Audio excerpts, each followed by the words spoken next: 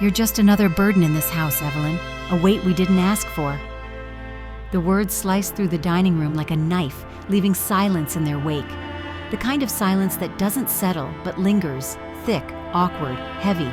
I tightened my grip around the porcelain teacup, determined not to let it rattle in my hand.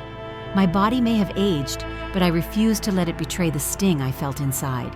Across the table, my daughter Rachel sat with her shoulders curled in that familiar hunch I'd come to recognize all too well. Her eyes, once alight with fierce intelligence, now focused on the edge of her plate. She didn't look up, not once. Patrick, her husband of barely 3 years, continued cutting into his roast as if nothing had happened, as if he hadn't just gutted me in front of my own daughter. He chewed methodically, calmly, with the smug self-assurance of a man who believed himself untouchable. And maybe he was, at least in his own mind. I used to teach young men like him. I used to stand in front of lecture halls at Boston University, a professor of economics for more than 4 decades. I mentored future CEOs, advised government think tanks, and gave keynote lectures around the world. My husband, God rest him, always said I had a gift for teaching, sharp but fair, confident but never cruel. But none of that mattered here. Not anymore. Not in this house. Not to Patrick. Since my husband died 3 years ago, my world had shrunk. I sold our apartment in Boston and moved in with Rachel, hoping to stay close, to be part of her new chapter. I even offered to contribute financially, a modest $900 a month for my share of the bills. She insisted it wasn't necessary, but Patrick quickly added a line item to the household budget. "We're a family," he had said, smiling then. "It's just about fairness." Fairness. I now lived in the finished basement for privacy, Rachel had said, avoiding my eyes. I didn't argue.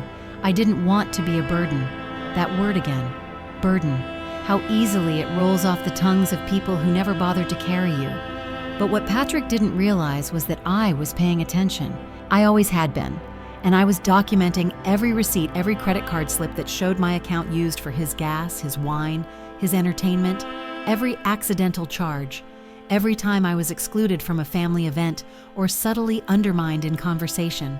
I was old, yes, but not naive, and certainly not powerless. So I said nothing that night. I simply placed my teacup down, the clink of porcelain against porcelain deliberate, and excused myself before dessert. Back in my room, my so-called sanctuary, I pulled out my journal and made another entry. Then I called James Whitaker, because Patrick may have seen a frail old woman. But I was still Evelyn Carter, and I wasn't done yet. If this story touches something in you, or reminds you of someone you love, please gently tap like, subscribe for more real stories, and let me know in the comments where you're listening from. Your voice matters. Back in my small basement room, my windowless nook with its flickering lamp and quiet hum of the laundry machine just outside, I opened my journal. Each page was dated, labeled, and methodically organized. This wasn't some sentimental diary. No, this was a ledger of truth, a growing record of every dismissive glance, every slight, every gaslighting phrase tucked in a smile, every credit card charge I hadn't authorized, every dinner I hadn't been invited to, every forgotten conversation. It had become a ritual, recording the patterns, not because I needed validation, but because I'd spent my life teaching young women to trust their instincts, their numbers, and their narrative. And it was time I trusted mine. 3 weeks before Patrick delivered his infamous burden remark, I had overheard him on the upstairs landing, whispering into his phone while Rachel was out. His voice was low but tight with urgency. "We need her to agree to the loan. The bank won't wait forever. She's sitting on that apartment money doing nothing." It stopped me cold. I hadn't told either of them how much the Boston apartment had sold for. I hadn't told them where the funds went. They just assumed I was sitting on it, waiting, aging, dependent.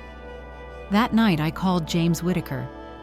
James had once been a sharp, slightly arrogant assistant professor in my department. He had aged well, less hair, more tact. He left academia for law and had since made a name for himself in estate and asset protection. I trusted him because I had once written him a brutal recommendation letter, and he'd thanked me for it. Honest men are rare. Smart, honest men who owe you a favor are rarer still. Within a week, James sent me a binder, a thick one. The tabs read like chapters in a cautionary tale. Dissolved LLCs, pending litigation, asset transfers, debt instruments. It turned out Patrick's carefully curated image of a financial consultant was exactly that, curated, smoke and mirrors. Behind the LinkedIn profile and tailored suits were 3 shuttered businesses, 2 ongoing lawsuits from former clients, and an alarming paper trail of asset movement. Over the last 18 months, he had gradually transferred their joint accounts into ones solely under his name. And Rachel, my brilliant Rachel, once the woman who led multi-million-dollar ESG portfolios at Hamilton and Laird, was now relegated to asking permission to order groceries. I remembered her pausing one morning before clicking checkout on a $38 Instacart bill. She'd said, "Let me double check with Patrick. You know how anxious he gets about charges." It made no sense. She had managed global risk portfolios, and yet here she was, tiptoeing in her own kitchen. At first I'd believed it too, that maybe she had suffered a breakdown. Patrick had alluded to it often enough. "She's not the same after that client incident," he'd said once with a sigh, like a man enduring a difficult season. He never said it directly, just hinted, enough that I stopped asking. But James found no record of any medical consultation. No diagnosis, no therapy notes, no prescriptions, nothing. It was a lie, a narrative he'd spun to isolate and control her. I felt sick. That was when James suggested we make a move, literally. He'd discovered that the house we were living in wasn't even Patrick's. He was renting it through a property management company, one of several assets a larger firm was offloading during a quiet corporate restructure. The timing, James said, was impeccable. The firm wanted to liquidate quickly. And that firm? It was run by none other than Eleanor Lynn. Eleanor had been my student back in '98, sharp as a tack, headstrong, with a love for clean market disruption. We'd kept in touch over the years. She now served as the CFO of Linwell Capital. I made one phone call. She picked up on the first ring. "Professor Carter?" Her voice hadn't changed. "Are you calling to ask for a letter of recommendation again?" We both laughed. Within days, Eleanor expedited the private sale. My name, mine alone, was placed on the deed. The funds came from the secured trust account James had set up for me after my husband's death. The paperwork went through quietly, efficiently. And Patrick? He still believed the house was his, that I was too old and passive to challenge him, too forgetful to notice the way he siphoned my resources, too dependent to walk away. He saw a burden. But what he failed to see, what so many like him fail to see, is that older women aren't helpless. We are patient. We are watching. And when the moment comes, we don't just stand up, we pull the entire foundation out from under them. All I had to do was keep sipping my tea, writing in my little journal, and letting him believe I was exactly what he thought I was. Because as I always taught my students, when someone shows you who they are, believe them the first time, and never, ever underestimate a woman with nothing to lose and everything documented. One evening, as the sun filtered weakly through the kitchen blinds, Patrick leaned against the counter with a glass of red wine and offered me his version of concern, wrapped neatly in control. "You've been forgetting things lately, Evelyn. You're not as sharp as you used to be. And senior falls, they're expensive.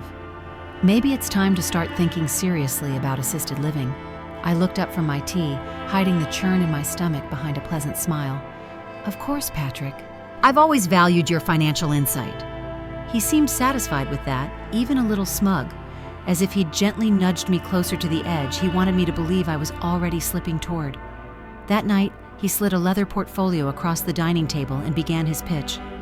"This is a rare opportunity," he said, flipping through color-printed charts and buzzword-heavy brochures. 15% guaranteed annual return, exclusive access. But we need to act fast, the fund closes by the end of the week. Everything about the proposal screamed fraud. I didn't need to read between the lines. I wrote the book on identifying bad investments. His materials were vague, the custodial bank didn't exist, and the fund manager's name didn't appear in any registry I searched. But I nodded, feigning curiosity, and asked thoughtful questions while taking mental notes. "I'll have to sleep on it," I said. "Robert always believed no good investment ever disappeared overnight." He bristled. "That's not how this works, Evelyn. This is time sensitive. You trust me, don't you?" I smiled. "That's a complicated question." By then, I had already turned over everything I'd collected to the FBI. James had introduced me to Agent Lee Grayson, a quiet, precise man who took notes in a small, leather-bound book and never once interrupted me. He confirmed what we suspected. Patrick was already on their radar for possible investor fraud, but they needed documentation, something from the inside, someone close. I kept gathering, recording every pitch, every pressure tactic, every attempt to isolate me or Rachel. I was playing a role, and I played it well. Then came the dinner. Patrick pulled out all the stops. He grilled salmon with lemon dill sauce, steamed fresh asparagus, and even uncorked a bottle of Chardonnay I knew he'd been saving for a client dinner. Rachel sat across from me, her hands clasped in her lap, her eyes darting between us like she sensed something shifting, but didn't yet understand what. After the dessert plates were cleared and he poured a second round of wine, I cleared my throat and reached for my purse. "I think," I said evenly, "it's time we discuss the real owner of this house." I placed a thick envelope on the table and slid it toward Patrick. Slowly, deliberately, I opened it and pulled out a crisp legal document, my name in bold, unmistakable print, stamped with the official seal of the state. Patrick's fork clattered to his plate. "This house," I said calmly, "was sold 3 weeks ago. To me. I own it. Not the property management company, not you. And starting next month, the rent will be $3,200. Market rate." The blood drained from his face so fast I thought he might faint. Rachel gasped, one hand flying to her mouth, her wide eyes shifting between the deed and her husband. "You can't be serious," Patrick muttered. "This is a joke. You can't just buy the house out from under me." "Oh, but I did," I replied. He stood knocking over his wine glass, his voice rising. "You manipulative? You've been spying, undermining. You can't do this." He took a step toward me, arm half raised, not quite a threat, but far from neutral. Rachel stood too, her chair scraping loudly against the hardwood. Then the doorbell rang.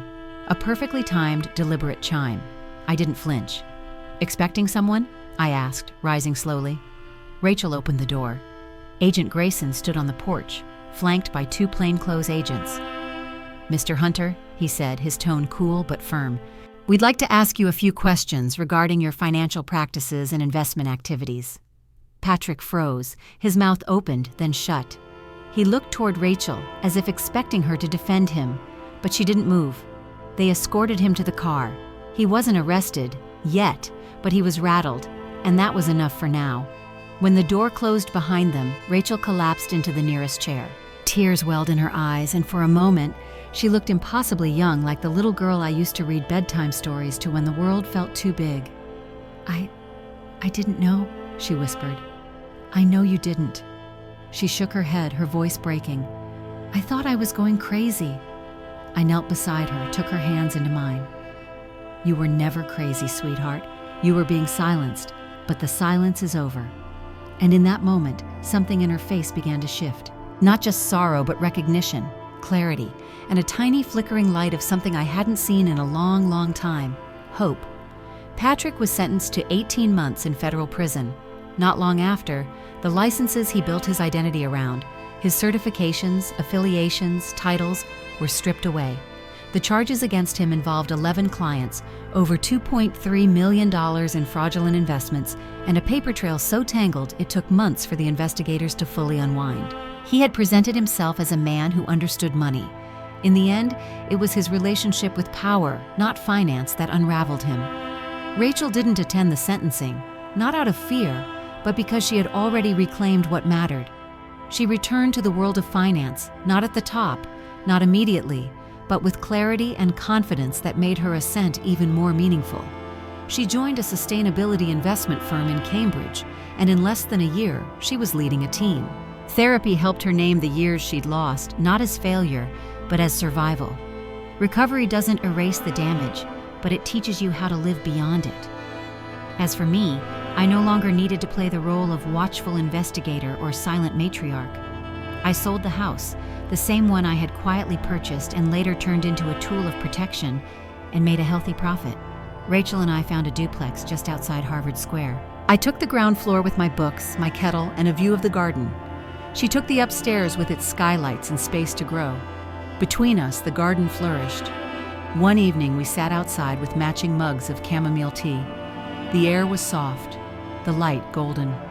"Mom," Rachel said, "I used to think I lost everything, but you showed me I hadn't lost myself.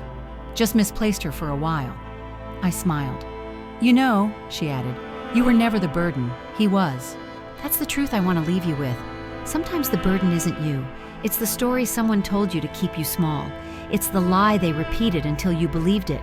But when you put that weight down, when you refuse to carry what was never yours, you make room for something else: strength, dignity, and peace. Thank you for listening. If this story stirred something in your heart, I hope you'll like, subscribe, and leave a comment below. Real voices matter here, especially yours.